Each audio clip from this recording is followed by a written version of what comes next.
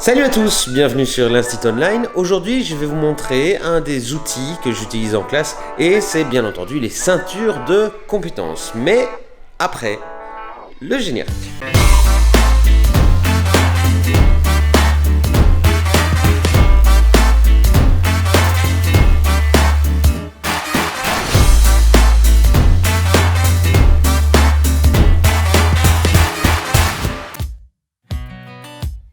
Alors, il faut tout d'abord savoir que le système des ceintures de compétences, c'est un système qui permet de faire des exercices sur de la matière qui a déjà été vue. Donc la découverte de la nouvelle matière, évidemment, doit être faite avant de mettre en place les ceintures. Personnellement, j'utilise les ceintures pour exercer la grammaire, la conjugaison et l'orthographe en français, et la numération, la géométrie, le calcul écrit et les tables de multiplication en mathématiques. Il existe des ceintures en histoire, en géographie, en lecture, mais en lecture, j'utilise le Rallye Lecture qui fera l'objet d'un vlog dans quelques temps. La première étape des ceintures de compétences, c'est les exercices. Alors, j'ai pris par exemple les exercices en calcul écrit, donc on peut voir ici, il y a 3 calculs à faire. C'est la ceinture blanche, donc ce sont les additions de nombres entiers. Quand les enfants ont fait les exercices dans leur cahier de travail, ils vérifient leurs réponses puisque les fiches sont autocorrectives. Oui, mais c'est facile, les enfants n'ont qu'à aller voir les réponses et puis ils disent qu'ils ont tout juste. S'ils font ça, eh bien quand ils passent l'évaluation, je me rends compte qu'il y a un problème et la plupart du temps, s'ils ont triché, ils doivent de toute façon se réentraîner. Donc ils comprennent assez vite qu'il faut être sérieux et il faut d'abord faire les exercices et puis vérifier les réponses. Même s'il y en a qui essayent régulièrement de faire dans le sens inverse. Une fois qu'ils ont bien répondu à 2 ou 3 séries d'exercices sans erreur, eh bien ils peuvent s'inscrire via la petite fiche qui est là, où ils doivent écrire la date, leur prénom, la matière dans laquelle ils vont essayer de passer la ceinture, et puis après, eh bien moi j'indiquerai si oui ou non la ceinture est réussie.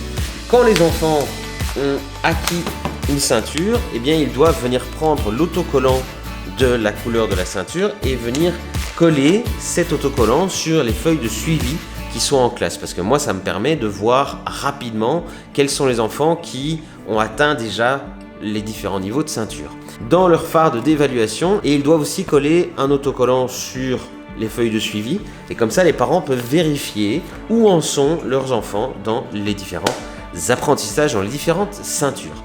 Je fais les exercices pendant 20 minutes le matin et ils ont 20 minutes l'après-midi pour essayer de passer la ceinture. Donc ça prend pas énormément de temps, j'essaie de faire ça 2 fois par semaine.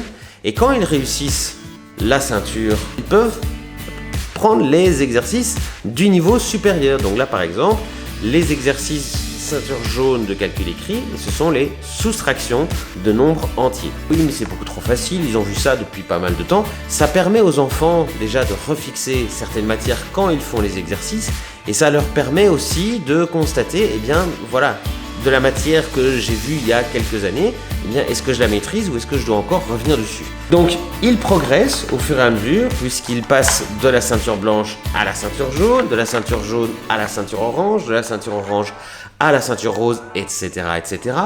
Le but étant évidemment d'ici la fin de l'année d'arriver au plus haut niveau de ceinture dans les différentes matières. Le plus haut niveau, c'est bien entendu la ceinture noire.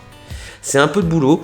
Une fois que c'est mis en place, c'est assez automatique. Les enseignants doivent juste corriger les évaluations de ceinture qui sont remises par les enfants. Et puis c'est tout. Donc c'est un système que j'aime beaucoup. Les enfants sont hyper demandeurs. À chaque fois que je leur dis on travaille sur les ceintures, on fait les évaluations de ceinture, venez chercher les autocollants, etc. Ils sont hyper contents. Donc voilà, moi je ne peux que recommander ce système, même si ça demande pas mal de boulot à la base. Et ça fonctionne très très très bien. Donc voilà, moi je vous ai présenté le système. Je mets tous les liens vers les sites que j'ai utilisés pour imprimer, plastifier, tout ça. Si vous avez des questions sur le système des ceintures de compétences, n'hésitez pas à me mettre ça en description de la vidéo. N'oubliez pas le pouce en l'air, l'abonnement si ce n'est pas encore fait. Je vous dis à très très bientôt pour une prochaine vidéo où je vous présenterai un autre système que j'utilise en classe et qui mérite selon moi d'être partagé. Voilà, prenez soin de vous et bon travail. Ciao.